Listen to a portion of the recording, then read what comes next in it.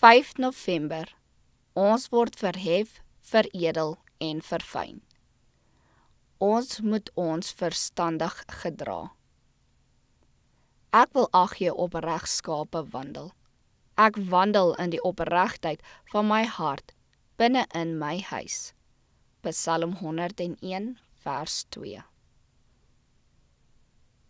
Niemand moet voorbarig of opdringerig wees nie, maar ons moet stilweg ons godsdiens uitlewe, met die oog net op die heerlikheid van God.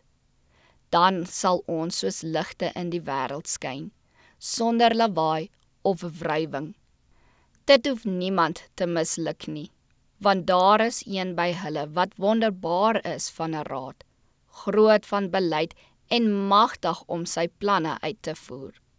Hy werk deur sy verteenwoordigers, sigbaar en onsigbaar, menslik en goddelik. Hierdie werk is 'n grootse werk en sal tot eer van God dien as almal wat daaraan verbonde is, hulle werke in ooreenstemming bring met die belydenis van hulle geloof. Reinheid van gedagte moet gekoester word as onmisbaar vir die werk waarin ander beïnvloed moet word. Die siel moet deur 'n rein, heilige atmosfeer omring wees, 'n atmosfeer wat sal neig om die geestelike lewe van almal wat dit inasem te verlewendig. Die woorde en gedrag van sy belydende volgelinge doen Jesus eer of oneer aan.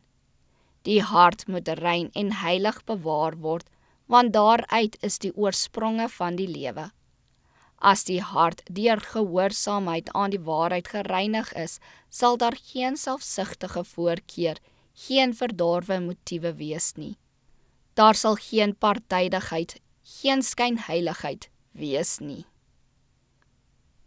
In die huidige toestand van die samelewing, met die lossedes van beide die jeug en ouer, ervare mense, bestaan daar groot gevaar om onverskillig te word en om besondere aandag aan gunstelinge te skenk. En sodoende word afguns, jaloesie en bose agterdog geskep. Daar is min wat besef dat hulle die gees van God wegdryf met hulle selfsugtige gedagtes en gevoelings, hulle dwaase, ligsinnige geklets.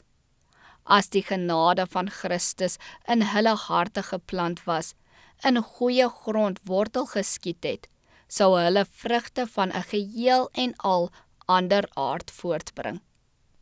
Net die bekerende krag van God is genoeg om rein beginsels in die hart tot stand te bring, sodat die bose niks sal vind wat hy kan aanval nie.